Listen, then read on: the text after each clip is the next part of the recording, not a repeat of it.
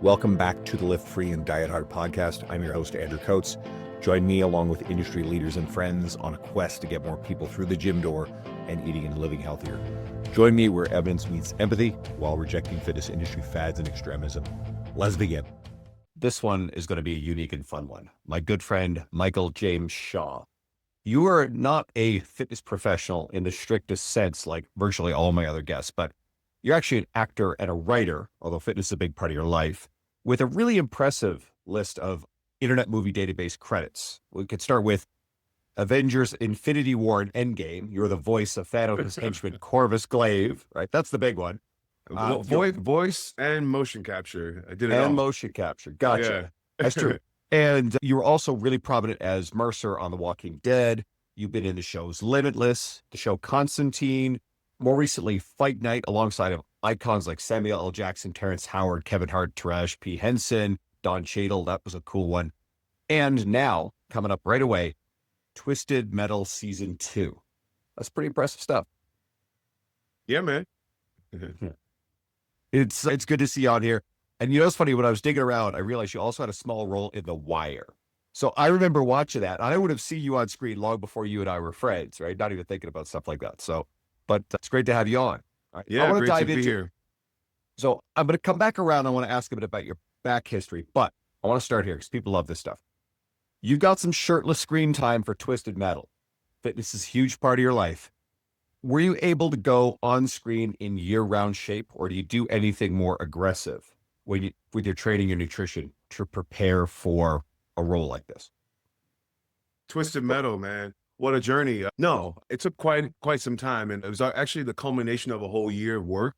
Starting out with the Fight Night, I got into good shape for that, but it wasn't enough to I didn't have to take off my shirt at all. So it was more so building off of that, because I bulked up quite a bit during Fight Night, and then Twisted Metal came shortly after, maybe about 2 months in between. But it was a matter of I've never done a full cut for myself on screen. I mean, for an extended period of time. So prior, it'd be like, you have one scene and you prep for that. Maybe you have a month in preparation and it's no biggie. And the next day you can have your big cheat meal and go back to normal. But this one was interesting because it was over a 3-month span where I didn't get to wear a shirt. So it took a lot of all the tools that I gathered over the years from different trainers, from my own explorations in dieting. All of that came into play, and it was a real testament to, owning your own abilities and figuring out all your resources to get the job done. And I made a point not to really employ someone to help me, because I wanted to see if I could do it myself, And turned out, are you happy with how it all worked out? It was fantastic, man. I don't think I pushed myself to that extent ever in my life. We were shooting for about 4 months, and we had some early call times, but I held my own and made sure if we had a call time at say 5 a.m., I was up at 3:15 at the gym, 3:30, doing my workout, getting picked up, going straight to set. We do a whole day of shooting, and if I had the energy, I would go to hot yoga right after we wrapped. This episode is brought to you by KNKG, my favorite gym bag brand. For years, I did two stupid things. I bought cheap gym bags, which eventually fell apart, and I traveled with and checked a big suitcase. KNKG changed all that. In 2020, my aunt bought me a KNKG. Back then, they were known as King Kong duffel bag. Here it is. 5 years later, it's still indestructible. And last year, I spent hours on YouTube researching backpacks for travel. And I kept coming back to the KNKG Edge, which now goes everywhere with me. Travel, gym, work. I also just got a KNKG Conquer backpack and their Plus duffel bag. And these are both perfect for the gym. My main issue is I have too many bags and I can only use one at a time. Investing in high quality gear means you save money in the long run too. And I can save you guys 15% on yours. Go to www.knkg.com/Andrew59676. That's www.knkg.com/Andrew59676, or go to the link in the show notes. Yeah. So this pushed you physically, because knowing you, I know that you push yourself for the roles, like the performance aspect of it, the preparation. Was it any different, including a more physical element to how you pushed yourself, or did it actually draw from your resources to also, you know, take on a completely new persona on screen? Every part, every project is different, and you kind of have to listen to what your body is asking of you and also kind of what the character is asking of you. There were some things that were necessary for, especially Twisted Metal, looking at the character's positioning in his car. He's stretched out with Jesus arms the whole time. So, well, a big part of the deal was like making sure I had the shoulder mobility Mm. and support of the back to maintain that position and feel comfortable and powerful in that position. So you may think the mace swings are like, just for fun, but I was really trying to get my shoulders oiled up. So while on set, I had a mace and two kettlebells. Shout out to Primitive Fit Line, who created a Walking Dead mace for me that I used on set. But no, it was like all these things were kind of built into how my instrument was going to service the character. And you can't necessarily speak for every actor, but there's all these famous, iconic shirtless scenes for a lot of people. You get your Brad Pitt in Fight Club and Troy, and Henry Cavill's got a few of them. But, and I know you. So the context, I know you walking around. You're a big muscular guy, you're fit, you stay pretty lean anyway. But are most of these actors walking around even close to what they look like on screen? Vary by person? I can't speak for anyone else, but I know for me, like I said, it varies from project to project. Like for Twisted Metal, this guy, I wanted him to look big, but I needed to be lean enough where you could see abs. Mm. So it was a balance of riding my weight between 212, 210, keeping the body fat percentage between like 6 to 8 and maintaining that. Like I had a BMI scale, was checking it like every few days to make sure I was kind of in that same vein. But most people, I mean, if you're eating regularly, you're not walking around with like an 8 pack or, veins popping out, you got to live, you got to be human. And I think maintaining that kind of physique is only meant for a short amount of time. At a certain point, your body starts to eat your muscle and it's just not good. And this episode is brought to you by Renaissance Periodization and the RP Hypertrophy app. RP is the industry leader in muscle building, coaching, and education. And this app is like having a coach in your pocket. It gives you everything you need, including training programs, form videos. It gives you all your sets, reps, and weights, so you just show up and follow the plan. It adjusts each week based off your progress.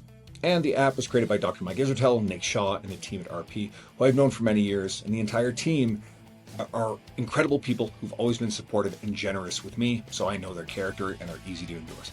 My library contains several RP books, and I've used RP training principles in my workouts and coaching with my clients for many years, long before the explosion in popularity of their YouTube channel, which is worth checking out.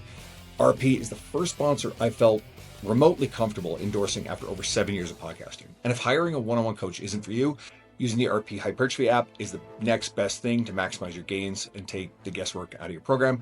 And there's a 30-day money-back guarantee, so you can try it risk-free. If you don't like it, they'll give you your money back. And I've also got a serious discount for you of up to $50 US.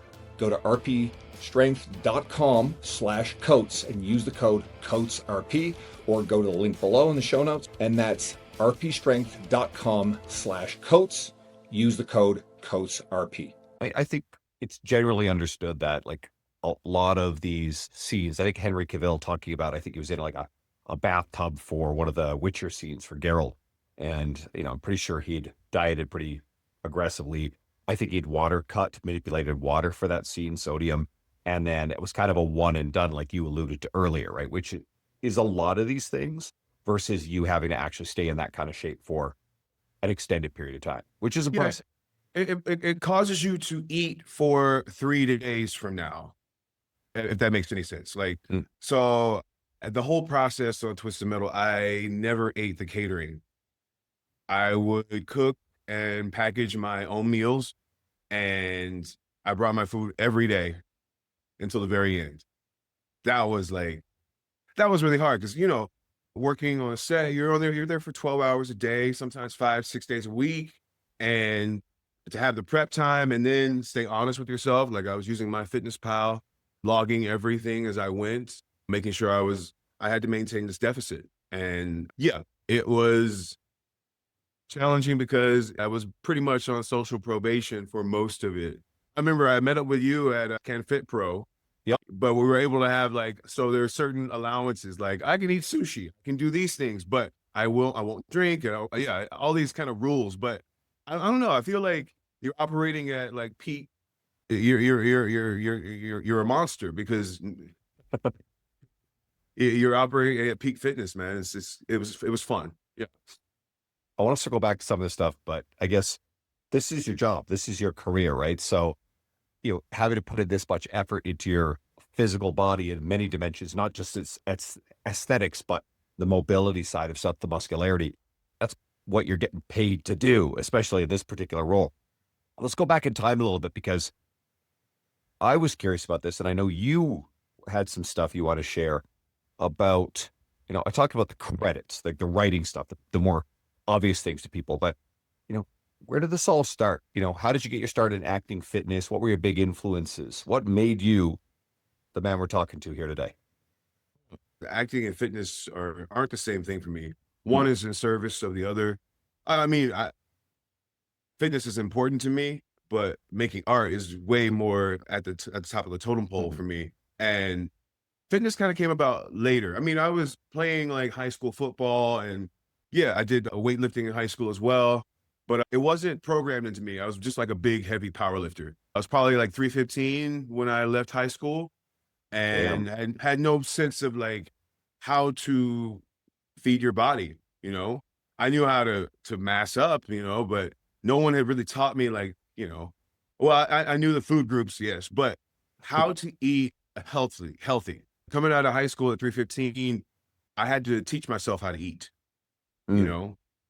and retrain my brain to know that, oh, a good breakfast is not pancakes, bacon and eggs, but it was just a matter of like leaving Florida, and I went to undergrad in DC, studied theater. And from there, I just slowly kind of cut back and figured out, oh, this is how you manipulate your body. And now as an adult, I treat my body as a part of the costume. It is a instrument that I can manipulate to be more suited for the character, or change values of Michael so that you don't see him as much. That's kind of become like a part of my process now. It's like, oh, how do I incorporate movements or activities that bring the character to life in a way that is beyond the page, more so about his lifestyle, like Walking Dead for me.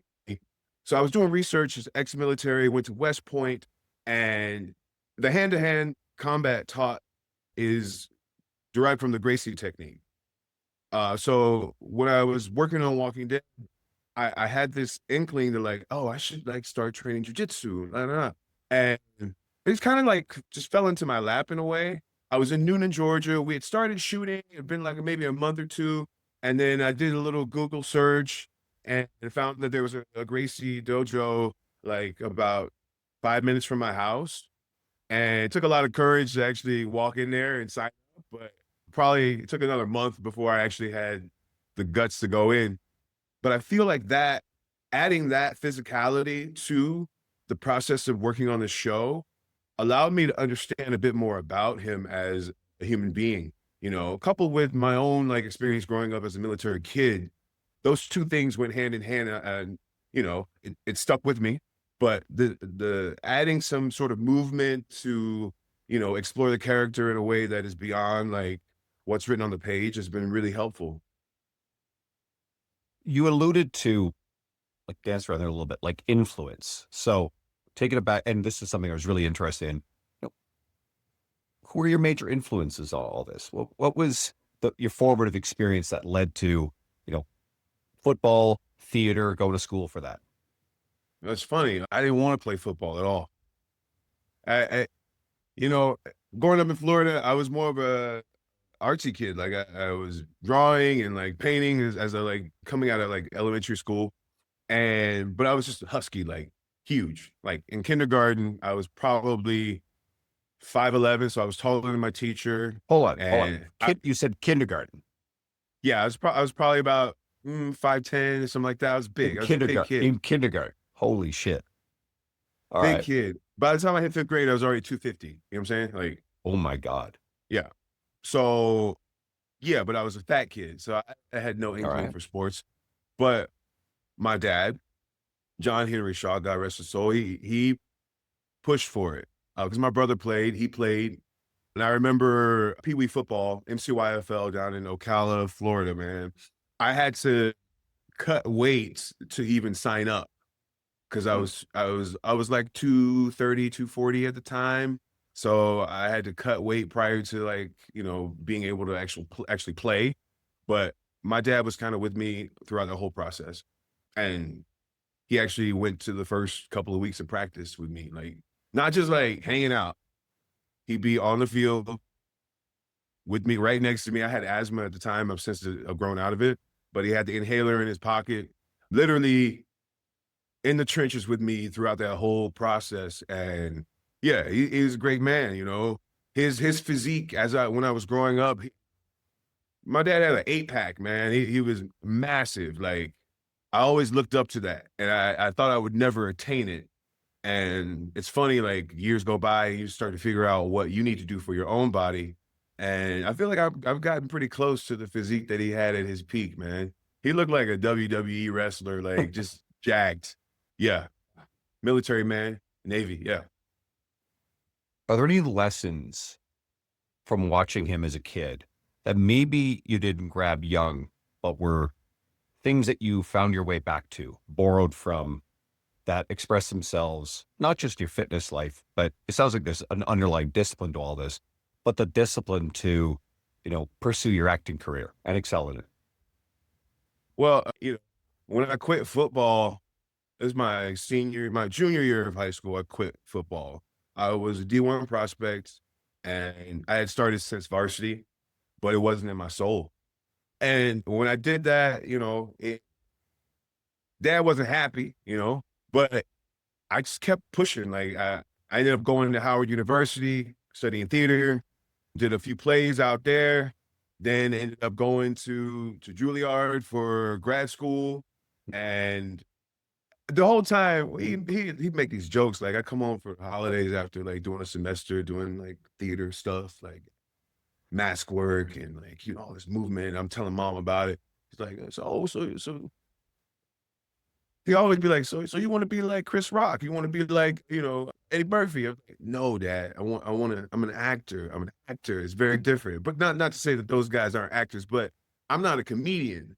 I can be funny at times, but I'm not a comedian. But, you know, he didn't understand quite what I was trying to do. And it wasn't until I got on TV, like my first TV job, a show called Constantine, which you mentioned earlier. Mm. Yeah, I got to play this eternal voodoo priest. And when he saw me in that on TV, he's like, oh, I get it. I see what you're trying to do. But it took almost 8 years for him to wrap his brain around why I didn't want to play football, because that is what is born and bred in Florida. That's what, yeah, that is the way to get out. I guess it's like a religion in the southern part of the US, right? Football. Yeah. I mean, sports in general around the world they have religious kind of attributes, but Florida, yeah. If you ain't playing football, what are you doing? You know? That's telling. So you mentioned, you know, Brazilian Jiu-Jitsu, yoga, you're swinging your mace, you're a regular devotee of strength training. You know, you've got a really robust array of physical activity and skills. So tell me about what those are holistic to you as part of your relationship with your long-term health. You mentioned how, I believe the words were, your body is part of the costume, obviously. You know, how do these things all integrate for you? Well, all the work that I do physically, I feel like it's all tied to yoga. And that's something I came to in the last few years of, like, going through injuries, surgeries, rehabs, and, you know, getting control of my weight, getting control over after an injury, there's a lot of doubt that you have about certain joints. So you don't do Mm. certain movements and you kind of like create this whole alternate movement pattern. But yoga has always been my kind of like go-to. And I didn't realize it until the last like maybe 5 years that, oh, it's your diagnostic. You go to class and you see where you are right now in terms of hip alignment, in terms of knee flexibility, in terms of balance. And then you go and train based on that observation. So if I'm having trouble standing on that leg, I'm going to go train hamstrings and quads to make sure my legs are sturdy. Or if I'm having trouble with balance, my core is probably a little weak at this point, those, it provides information so that you can train specifically as opposed to, which is fun sometimes to do a body split and just keep going at it. But a lot of times you lose sight of like, oh, my body is looking a certain way, but is it functioning in the way that or is it functioning as well as it can? So yeah, I started doing the Bikram when I was living in DC at Howard. This is probably about, wow, almost 12, 13 years ago, maybe 14. Um, Mm. and when I first started, I couldn't even like touch used to touch my bicep to my ears. I was in there like this because I was so tight in the shoulder and the upper thoracic spine that I couldn't even move my shoulders. So that has taught me like, oh, this is the proper like range of motion that each joint should have. And there's certain things I'm still working at in that process, but that has been like a through line in terms of judging where I am physically. And I take that to the weight room. I take that to my own backyard workouts. I take that to the character. So and jujitsu has become another thing where it's how to express that physicality in a safe way, but monitoring those old injuries and pushing past like your mental limits as Mm. well as it's a playground for that for me. All that makes a lot of sense. What I like about this is you just have a wider array of tools that I think that most people do. And if I'm correct, you tend to, well, you could answer this, you tend to rebalance the amount you do of different things based on what you feel like you need at any given time. Yeah.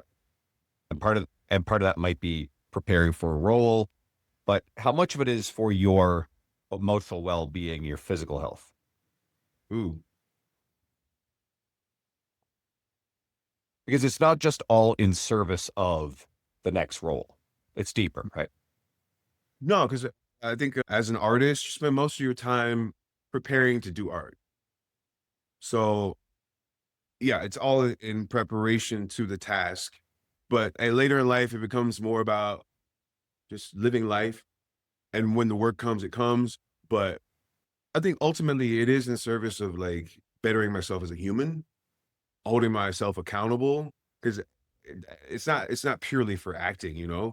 I would love to be a 60-year-old who is still fit and runs regularly and still like picks up a mace bell and swings it around, or kettlebells, and building the body and nurturing it even in the older years, or nurturing it now so that when that time comes, you're already there. It's but there it goes in waves. Sometimes the bodybuilding split or going to the gym like 6 days a week is not fun. It's not actually rewarding the mind. So I'll switch it up. I'll go to yoga for 5 days straight and then maybe take a break, you know? Or this past year, I had a little injury in my tricep and I pulled away from lifting for about 5 months. I didn't set foot inside a normal gym. And my activities consisted of jiu-jitsu, yoga, and going for hikes with my vest on. Mm. I didn't want to aggravate because it was really hard to press, and I wanted that muscle to like not I didn't want to build muscle around that injury that wasn't fully healed. Mm. Um, but I found a lot more range of motion and a lot more length in my muscles from just doing yoga and jujitsu. I don't know, that combination worked well together. But you just kind of feel it out. You have to listen to what your body wants.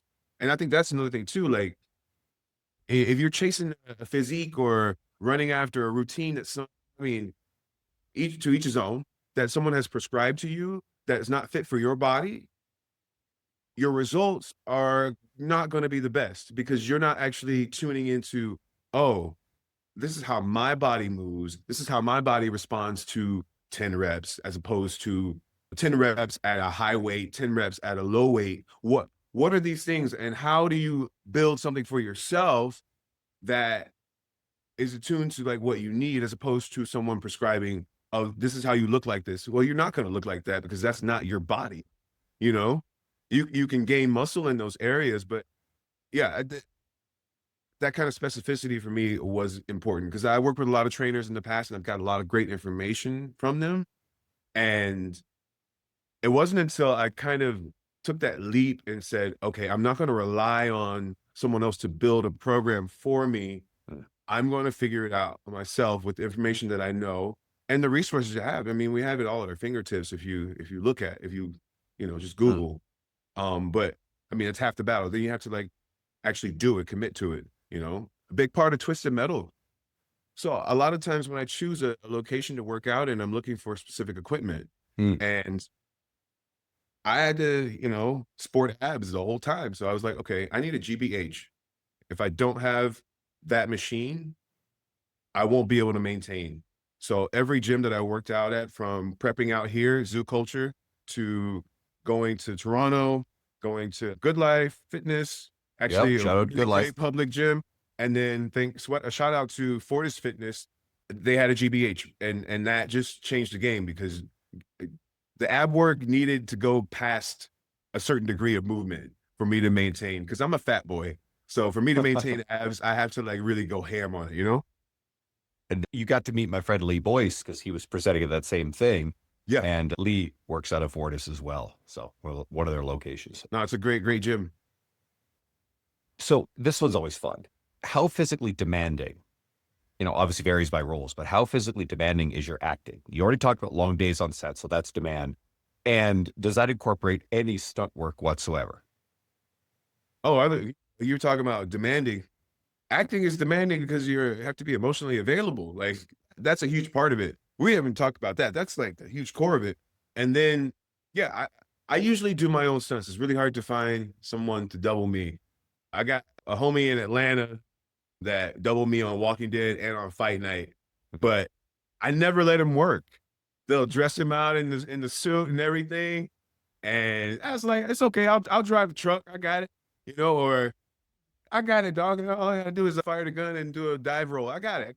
I try to like do as much as I can because I wanna see if I can do it. So with Twisted Metal, they had a dilemma because they're trying to find a guy my size, my complexion, and they did, but I don't think we used him because I did the entire fight myself. It's also hard to match someone's muscular build, the details of their body, the shape of their shoulders. Like it's really hard to match that.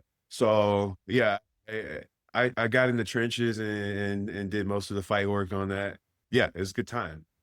And I guess that the Brazilian Jiu-Jitsu, and funny enough, the yoga, because yoga is all about body control as well. I think those two things go much better together than a lot of people would understand that they do. They're probably very useful for them to be able to choreograph a fight. I mean, they're useful, but I studied theater, so I've taken a few dance classes. I know how to put it together in my head. I studied ballet.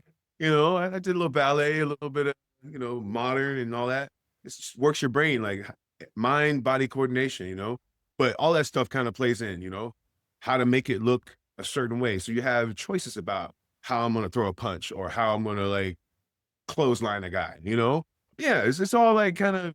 It's fun to like put all that information together, and have control over the instrument. I think that's the biggest thing I'm talking about here is like control over the instrument. Whenever I get new clients and they have a dance background, I love it because even if they don't have lifting experience, dance, they know body control, right? They know their bodies. They learn any other expression of movement very, very well. Does that kind of been your experience? Do you think that dance background actually helped you learn these other things? Yeah, having any sort of movement background is leaps and bounds better than someone who doesn't. And I had the privilege and the honor to work with some really great movement teachers in general. Like while at Juilliard, I studied with Moni Yakim, who is a pioneer in mime, and his physical like gesture work and character work is kind of what I use to create, not kind of, it was what I used to create Corvus Lave.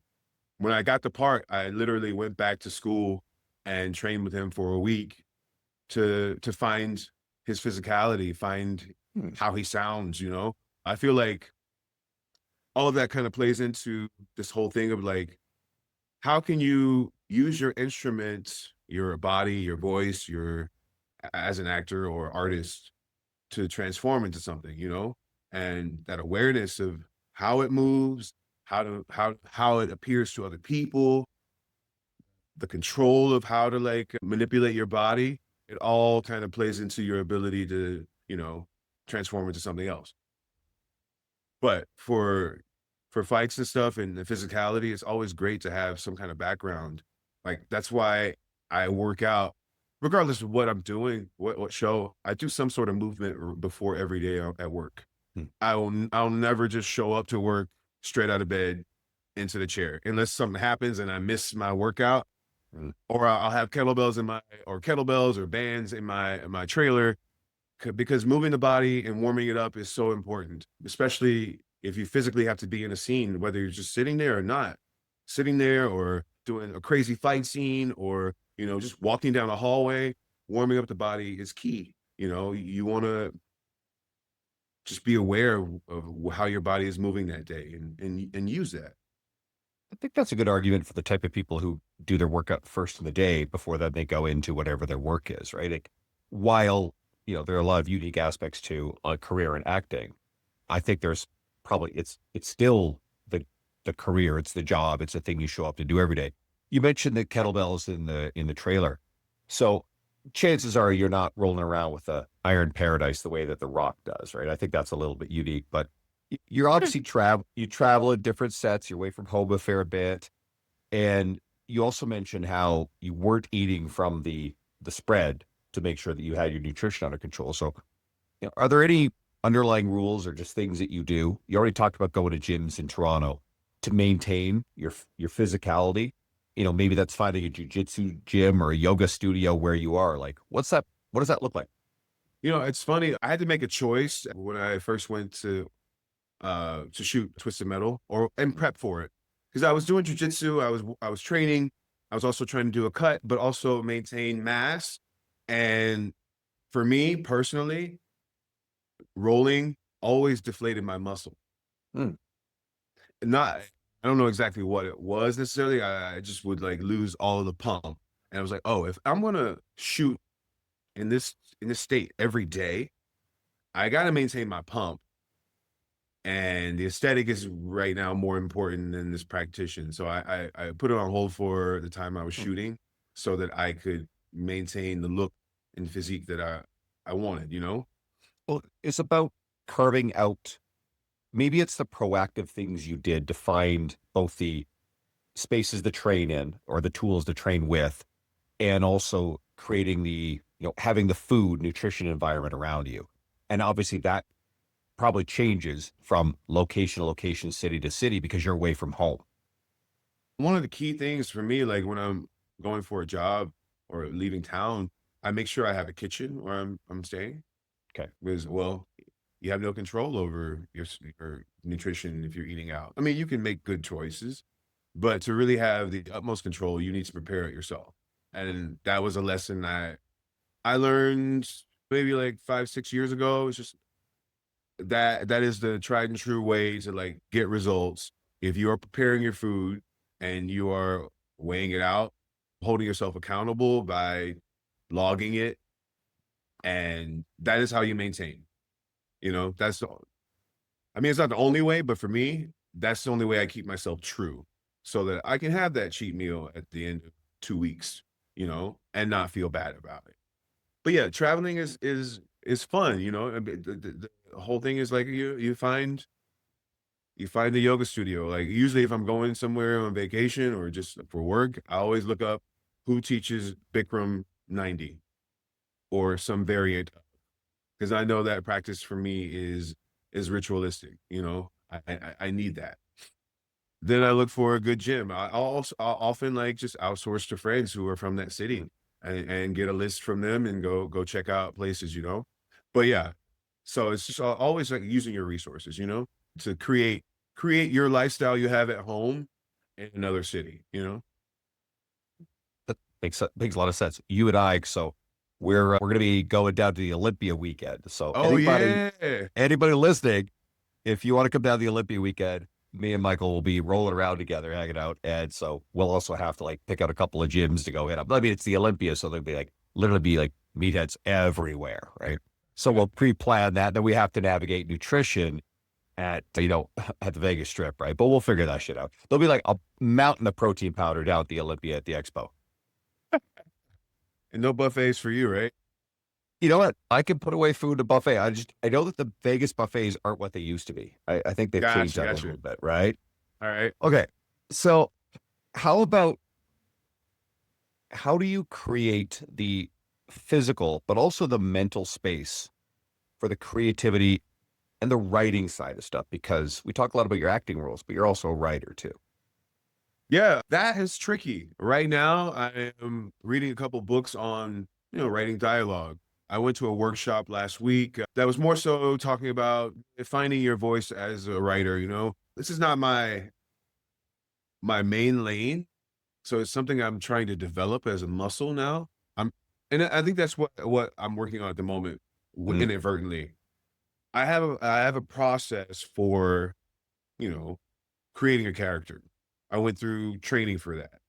So I know how to tap into what that is and without like being very strict about it, allowing the work to kind of transpire and create something. Whereas writing for me, it's in two different lanes. I'm a poet, but I'm now trying to write narrative, and it's trying to marry those two talents in a way. And it's fun to like tap into something that you haven't really honed or worked on. And yeah, it's been an interesting journey thus far. Hopefully I'll have a couple scripts by the end of the year. But I'm just kind of researching and building right now. That's interesting. I mean, obviously I love writing, but I have no experience with writing anything along the lines of fiction or dialogue. It's entirely, fitness or career related nonfiction. Okay. Let's finish up with one more thing. I always find this one funny because, you know, uh, when I was visiting Santa Monica, so we went and hung out. We got to go for a hike. You took me up on a Yeah. hike up like by the Hollywood. Yeah, like this, the Hollywood sign kind of near there, right? That was It's really cool. called the Hollywood Reservoir. Yes. Anyway, Yeah. that was beautiful, gorgeous. Then we went and kind of hung out down at a coffee shop in LA. But I know you to know that like you don't court what it would call like the Hollywood culture lifestyle. If anything, you seem to like almost like keep away from that a little bit. So, how do you deal with celebrity culture? Let's call it, because I mean, you go to you probably have gone to some conventions, especially when it came to the Walking Dead stuff. I know there was a lot of stuff in the wake of that because that's like big. There's a lot of pop culture stuff there. So, what was it like walking into that space where you're obviously being recognized versus walking around your everyday life? You know, Well, like I said before, I'm not I don't view myself as a celebrity. I'm not. I'm an artist. I'm an actor, fair, true. and no, and I think that is for me that helps me understand a bit more about my purpose. And you're speaking on conventions. So the first one I did, I was hella frightened because I am not the character. Mm. There are things that kind of cross over, but I am not him. And so it was frightening for me to like, oh, I'm gonna go sit up at a table and sign pictures of this character I played from Walking Dead, and they're gonna expect me to be him. And this is why I love the Walking Dead fans so much. They accept you as you are. They want to know who you really are. And to hear from fans like how different episodes spoke to them or moments that touched them or the fact that they've been watching the show for the past 8, 9 years because they used to watch it with a family member who passed away, and that's their way of keeping them alive.